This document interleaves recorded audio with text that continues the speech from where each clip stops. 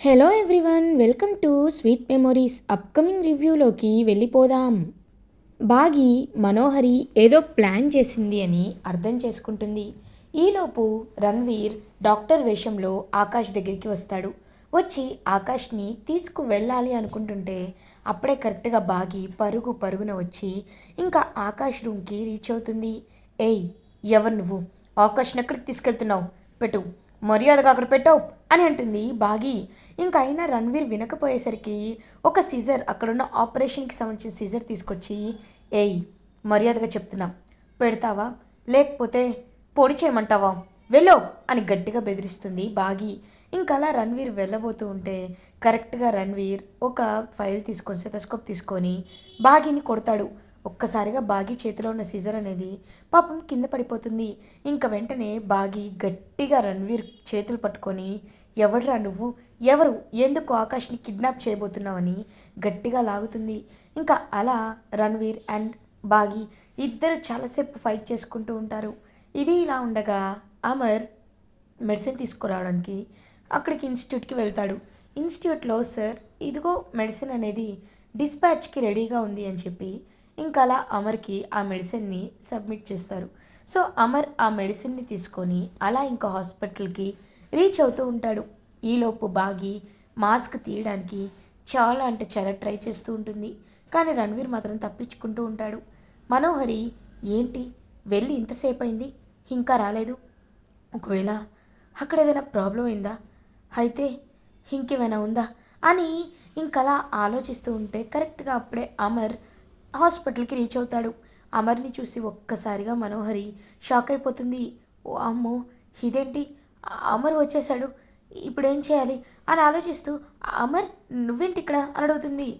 మనోహరి, నన్న ప్రశ్న అడుగుతున్నావేంటి, నేను హాస్పిటల్కే కదా వచ్చేది అని అంటారు. అది కాదమర్ అనని టెన్షన్ పడుతూ ఉంటే మనోహరి, ఎందుకు టెన్షన్ పడుతున్నావు, ఏమైంది నీకు అని అంటారు. అబ్బే ఏం లేదమ్మర్, ఆ, వెళ్తాను, వెళ్దాం రా అని ఇంకా మనోహరి అమర్తో పాటు అలా ఐసీయూలోకి వస్తూ ఉంటుంది. అమ్మో, ఇప్పుడు ఒకవేళ అమర్కి తెలిస్తే ఇంకేమైనా ఉందా, రణ్వీరి లోపే ఆ ఆకాష్ని తీసుకువెళ్ళిపోతే బాగుండు బాగుండు అని మనస్ఫూర్తిగా కోరుకుంటుంది మనోహరి. కరెక్ట్గా అప్పుడే అమర్ అండ్ మనోహరి ఇద్దరూ వచ్చి చూసేసరికి ఇంక బాగీని అటాక్ చేస్తూ కనబడతాడు మాస్క్ పెట్టుకున్న రణ్వీర్. ఒక్కసారిగా అమర్ రేయ్ అని తన దగ్గర ఉన్న గన్ని తీసి ఇంకా అలా ఏం చేస్తాడు. వెంటనే రణ్వీర్ పారిపోవడానికి, మనోహరి తప్పించుకోవడానికి చాలా ట్రై చేస్తూ మనోహరి సైగ చేస్తుంది. ఇంక వెంటనే కత్తి తీసుకొని మనోహరి మెడపై పెడతారు రణ్వీర్. హేయ్, దగ్గరికి రావద్దు, వస్తే చంపేస్తా అని వాయిస్ మార్చి మాట్లాడతాడు. ఏయ్, మనోహర్ నేను చేయకు అని అంటారు అమర్. చెప్పాను కదా దగ్గరికి రావద్దని, వస్తే చంపేస్తా, రావద్దు అని ఇంకా అలా అలా మనోహరిని అడ్డు పెట్టుకొని అక్కడి నుండి పారిపోతాడు మాస్క్ పెట్టుకున్న రణ్వీర్. ఒక్కసారిగా ఇంకా అమర్ మిస్ అయ్యాడు. అయినా ఎంత ధైర్యం వాడికి అని ఆలోచిస్తుంటే సెక్యూరిటీ వాళ్ళందరూ ఇక్కడికి వస్తారు. సార్ సార్ ఏమైంది సార్ అంటారు. ఏంటి సెక్యూరిటీ, అసలు మీకు కొంచెమైనా కామన్ సెన్స్ ఉందా, ఎవరిని పడితే వాళ్ళని లోపలికి రాణిస్తారా, డాక్టర్ కోట్ వేసుకొని ఒకరు ఐసీయూలోకి వచ్చేస్తే బాబుకి ఎంత డేంజరో మీరు ఆలోచించలేదా అని అడుగుతారు Amar. Sir, we're extremely sorry sir, మేము కొంచెం పనుండి అనేసరికి ఇకపై ఎప్పుడు ఇంత నెగ్లిజెంట్గా ఉండొద్దు, వెళ్ళండి అని అంటారు అమర్. ఇంకా doctor, Amarendra, we're so sorry, వాళ్ళ తరపున మేము సారీ చెప్తున్నాం, ఇక బాబునికి పక్కన ఒక నర్స్ని పెడతాం, మీరేమీ కంగారు పడకండి అని చెప్పేసరికి బాగి ఏమీ అక్కర్లేదు, మా బాబుని మేము చూసుకుంటామని ఇంక పాపం చెప్తుంది. వెంటనే అలా ఇంకా అమర్ బాగి దగ్గరికి వచ్చి, బాగి నీకేం కాలేదు కదా అని అంటారు. మనోహరి మాత్రం, నా పీకపై వాడు కత్తి పెట్టాడు, నన్ను అడగలేదు కానీ బాగిని అడుగుతున్నాడు అని చాలా కుళ్ళుకుంటూ ఉంటుంది మనోహరి. ఇంకా అలా ఆ 2 ఇంజెక్షన్స్ కూడా ఇవ్వడంతో, 2 ఇంజెక్షన్స్ కూడా ఇంజెక్ట్ చేయడంతో 10 అవర్స్కి ఒకసారి ఇంకా అలా ఆకాష్ అయితే కోలుకుంటాడు. కోలుకొని ఇంటికైతే రీచ్ అయిపోతారు. ఆకాష్ని చూసి పిల్లలు హ్యాపీగా ఫీల్ అవుతారు. బాగి కూడా ఆకాష్ తిరిగి ఇంటికి వచ్చేసినందుకు ఎంతో హ్యాపీగా ఫీల్ అవుతుంది. ఇది ఇలా ఉండగా నెక్స్ట్ డే మార్నింగ్ అవుతుంది. మనోహరి అటు ఇటు తిరుగుతూ ఆలోచిస్తూ ఉంటే యాదమ్మ మనోహరి దగ్గరికి వస్తుంది. ఏంటి మనోహరి, ఏదో దీర్ఘంగా ఆలోచిస్తున్నావు అని అంటారు. అవును, ఇప్పుడు నాకేం చేయాలో అర్థం కావట్లేదు, అమర్ ద్వారా మా కూతురు ఎవరో తెలుసుకోవాలని ఎన్ని ప్రయత్నాలు చేసినా అవన్నీ అసలు కనీసం ఒక్కటంటే ఒక్కటి కూడా అవ్వటం లేదు. కానీ ఇప్పుడు ఏం చేయాలి? ఆకాష్‌ని కిడ్నాప్ చేయాలనుకున్నాం. అది అవ్వలేదు. ఒకవేళ అంజుని కిడ్నాప్ చేయాలనుకున్నాం. అది కూడా అవ్వలేదు. కశ్మీర్‌కి తీసుకువెళ్ళి పాపని ఇప్పిస్తానని చెప్పి కనీసం పాపని ఇప్పించలేదు. మరి ఏం చేయాలో, ఎలా ఉండాలో కూడా నాకు అర్థం కావటం లేదు అని ఇంకా గట్టిగా చెప్తుంది మనోహరి.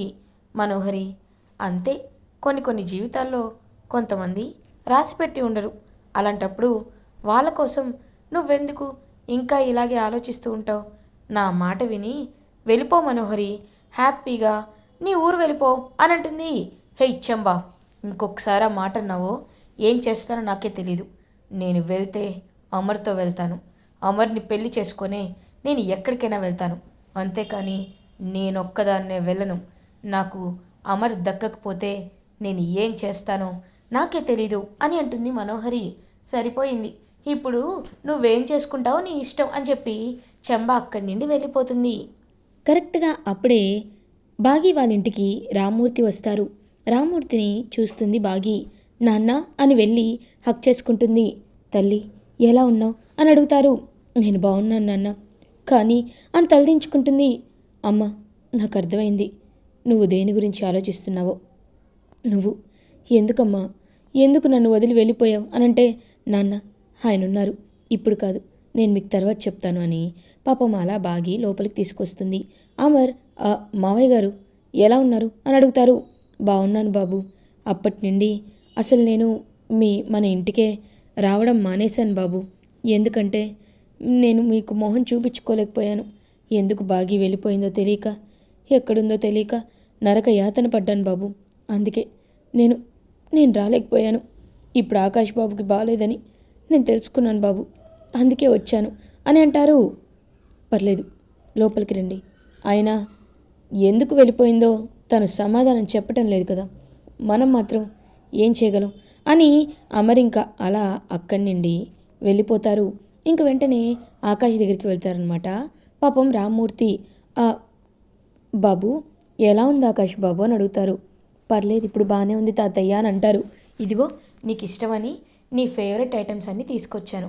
ఇవి తింటే నువ్వు త్వరగా బలం వస్తుంది, సరేనా అని అంటారు. ఓకే తాతయ్య అని అంటారు పాపం. అలా ఇంకా ఆకాష్ ఇంక పిల్లలందరూ రామ్మూర్తి వచ్చారని హ్యాపీగా ఫీల్ అవుతుంటే ఇంకా అలా ఆరు పాప కూడా కనబడుతుంది. ఆరు పాపను చూస్తూ ఉంటారు రామ్మూర్తి. ఈ పాప అని అనేసరికి, నా పాపే, ఆరు, ఆరు పాప అని బాగి చెప్తుంది. ఒక్కసారిగా రామ్మూర్తి ఇంకా ఆరు పాప దగ్గరికి వెళ్ళి ఆరు, ఆరు అని అరుంధతి వైపు చూస్తూ ఉంటారు. అరుంధతి ఎంతో అంటే ఎంతో హ్యాపీగా అమ్మ, ఆయన అనేసరికి, ఆయనే నీ తాతయ్య గారు అని అంటుంది. ఓ, తాతయ్య గారా అని, నమస్కారం తాతయ్య అని వాళ్ళ తాతయ్యకి నమస్కారం పెడుతుంది. పాపం ఎంతో హ్యాపీగా ఫీల్ అవుతుందనమాట. అలా ఇంకా బాగి ఇంకా అలా రామ్మూర్తి, ఎంతైనా నా కూతురి సంస్కారమే వచ్చింది, నా కూతురి సంస్కారం ఎక్కడికి పోలేదు. నిజంగా నేను ఎంత ఎంత అదృష్టవంతుడినో, ఇలాంటి కూతురు నాకు పుట్టింది అని పాపం ఎంతో హ్యాపీగా ఫీల్ అవుతారు రామ్మూర్తి.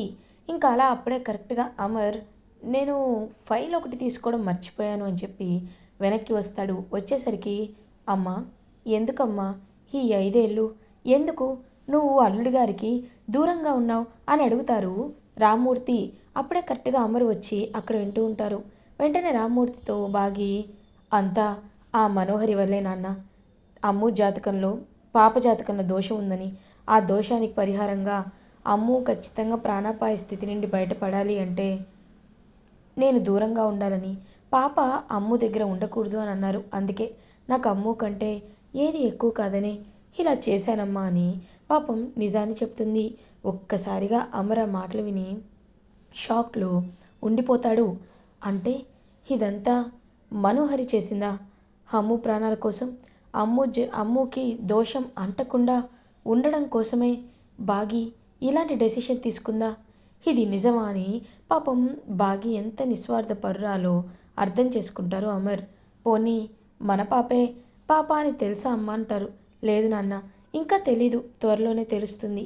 ఆ రాక్షసు గురించి అన్ని నిజాలు చెప్పిన తర్వాతే నేను నిజాలు చెప్పేలా చేస్తానని చెప్పడంతో ఇంకా ఒక్కసారిగా అలా అమర్ అది విని షాక్ అయ్యి మనోహరి గురించి ఆలోచిస్తారు. ఆఫీస్కి వెళ్తారు. ఆఫీస్కి వెళ్ళి బాగా ఆలోచిస్తూ రాథోడ్ని రమ్మంటాడు. రాథోడ్, నీతో ఒక విషయం అడగాలి. మనోహరిపై నీ అభిప్రాయం ఏంటి అని అడుగుతారు. అభిప్రాయం అంటే నాకెలా తెలుస్తుంది సార్ అని అంటారు. అది కాదు, బేసిక్గా ఏదో ఒక అభిప్రాయం ఉంటుంది కదా, అందుకే అడుగుతున్నాను. చెప్పు, మనోహరిపై నీ అభిప్రాయం ఏంటి? మనోహరి నిజంగా మంచిదా లేకపోతే చెడ్డదా అని అడుగుతారు. "ఆ, సార్, మీరు ఇలా అడుగుతున్నారంటే నేను అబద్ధం చెప్పలేకపోతున్నాను. మనోహరి గురించి మీకు నిజాలు చెప్పాలని నేను అనుకుంటున్నాను.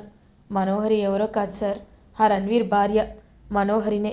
ఆ పసి పాపని వదిలేసి తను మన ఇంటికి వచ్చేసింది సార్. ఆ రణ్వీర్ని ఎందుకు వదిలించుకుందో నాకు తెలియదు, కానీ ఒక్కటి మాత్రం నిజం సార్, ఆ మనోహరి చాలా రాక్షస్ సార్. మన ఫ్యామిలీని, మనల్ని దూరం చేయాలని, మన ఫ్యామిలీ సరిగ్గా ఉండకూడదని, కంకణం కట్టుకొని నాశనం చేయాలని తను ఎప్పుడు డిసైడ్ అవుతుంది సార్. కాబట్టి ఆ మనోహరిని ఇంట్లోండి పంపించేయండి సార్, అదే అదే మంచిది అని చెప్పడంతో ఇంకా అలా అమర్ ఆలోచనలో పడతారు. ఫ్యామిలీపై ఎందుకు పగబట్టింది, రణ్వీర్ని వదిలేసి మన ఇంట్లో ఎందుకు ఉంది, ఈ విషయాలన్నీ నేను తెలుసుకోవాలి, తెలుసుకొని తీరాలి అని అమర్ ఇంకా అలా బయలుదేరుతారు. కరెక్ట్గా అప్పుడే రణ్వీర్ అయితే ఇంకా అలా ఆలోచిస్తూ ఉంటే రణ్వీర్ డెన్కి వెళ్తాడు అమర్. వెళ్ళి రణ్వీర్ కాలర్ పట్టుకుంటారు. రణ్వీర్, నాకు తెలిసిపోయింది, నాకు నిజమంతా తెలిసిపోయింది. నువ్వు మనోహరి ఆడుతున్న నాటకాలన్నీ నాకు తెలిసిపోయాయి. నేను నిన్ను అడుగుతున్నాను, ఒకే ఒక్క విషయం అడుగుతున్నాను. మనోహరి నీ భార్య అని నాకు తెలుసు, కానీ ఎందుకు ఎందుకు నువ్వు మనోహరిని పెళ్లి చేసుకొని వదిలేసావు? అసలు ఎందుకు మనోహరి నీకు దూరం అయింది? నాకు కారణం కావాలి, చెప్పు అని అడిగేసరికి ఇంకా రణ్వీర్ అయితే, ఇంత దూరం వచ్చాక నిజం చెప్పకుండా ఉండను, కానీ నేను అర్థం చేసుకోవాల్సింది ఒకటే. అది ఏంటి అంటే, నా పాప ఎవరో నాకు చెప్తేనే నేను మనోహరి ఎందుకు నన్ను వదిలేసిందో చెప్తాను అని అంటారు. నీ పాప ఎవరో చెప్పాలా? సరే అని చెప్పి బాగా కొడతాడనమాట అమర్. చూడు, మర్యాదగా అడిగాను, చెప్పలేదు. ఇప్పుడు పోలీసులకి పట్టించేంతవరకు చెప్పలేదనుకో, నేను ఏం చేస్తానో నాకే తెలీదు అని గన్ గురి పెడతాడు. వద్దు వద్దు, నాకు నా ప్రాణం కంటే ఏది ఎక్కువ కాదు, చెప్పేస్తాను, నిజం చెప్పేస్తాను. ఎందుకంటే ఆ మనోహరికి నువ్వు నువ్వంటే ఇష్టం. తను నిన్నే పెళ్లి చేసుకోవాలనుకుంది, అందుకే తను నీ కోసమే ఇదంతా చేసింది అని చెప్పడంతో ఒక్కసారిగా అలా షాక్లో ఉండిపోతాడు రణ్వీర్. అంటే నా కోసం ఇదంతా చేసిందా? ఛీ, నేను అసలు ఎప్పుడు తన్ని ఆ దృష్టితోనే చూడలేదు. అలాంటిది తను ఇంత ఇంత నీచానికి ఒడిగడుతుందా అని ఇంకా చాలా అంటే చాలా ఇరిటేటింగ్గా ఫీల్ అవుతాడు అమర్. ఇంక వెంటనే అమర్ అలా ఇంటికి బయలుదేరుతాడు. మనోహరి మనోహరి అని గట్టిగా పిలుస్తాడు. ఒక్కసారిగా మనోహరి పరిగెత్తుకుంటూ కిందకు వస్తుంది. అమర్ అని అంటుంది. ఎందుకు మనోహరి, ఎందుకు నా దగ్గర నిజాలన్నీ దాచిపెట్టావు? చూడు మనోహరి, నువ్వు రణ్వీర్ని ఎందుకు వదిలేసావో నాకు తెలీదు, కానీ ఒక్కసారి నీ నీ చరిత్ర తెలుసుకున్న తర్వాత నీ మొహం చూడాలన్నా నాకు అసహ్యంగా అనిపిస్తుంది. ఇంకొక మాట కూడా నీతో మాట్లాడాలనిపించటం లేదు. అర్జెంటుగా వెళ్ళిపో మనోహరి, ఈ ఇంటి నుండి వెళ్ళిపో అని అంటారు అమర్. ఇంక వెంటనే మనోహరి అది కదం షటప్, ఇంకా నేనేమి వినాలనుకోవటం లేదు. ఈ విషయం పిల్లలకు తెలిసిన అసహించుకుంటారు. వెళ్ళిపో మనోహరి అని గట్టిగా చెప్తారు. ఇంకా బాగి చాలా అంటే చాలా హ్యాపీగా ఫీల్ అవుతుంది. అలా ఇంకా మనోహరి కట్టుబట్టలతో ఇంట్లోండి వెళ్ళిపోతుంది. వెళ్ళిపోయి రణ్వీర్ దగ్గరికి వెళ్తుంది. ఏంటి మనోహరి, బాగా తిక్క కుదిరిందా? అయినా ఎవరికి రాసి పెట్టుంటే వాళ్ళకే జరుగుతుంది. తిరిగి తిరిగి చూడు, నువ్వు నా దగ్గరికే వచ్చావు అని అంటారు. నీకు కొంచెం కూడా ఆత్మాభిమానం లేదా? అయినా ఇప్పుడు అమర్ నీ పాప గురించి నీకు చెప్పాడా? చెప్పనందుకు ఎందుకు ఇలా చెప్పేశావు నా గురించి అని అడుగుతుంది.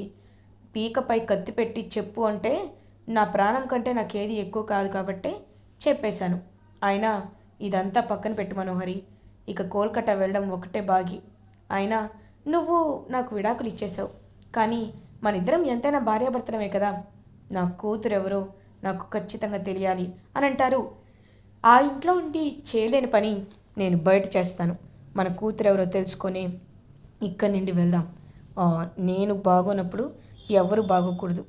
ఆ, అమర్ ఫ్యామిలీ సర్వనాశనం అయ్యేంత వరకు నేను వదిలిపెట్టను, వదిలిపెట్టేదే లేదు అని చాలా అంటే చాలా గట్టిగా చెప్తారు మనోహరి. ఇలా ఎపిసోడ్ ఎండ్ అవుతుంది. ఫర్దర్ ఎపిసోడ్ రివ్యూస్ ముందుగా మీకు కావాలి అనుకుంటే మా ఛానల్ని సబ్స్క్రైబ్ చేసుకోండి. Thanks for watching.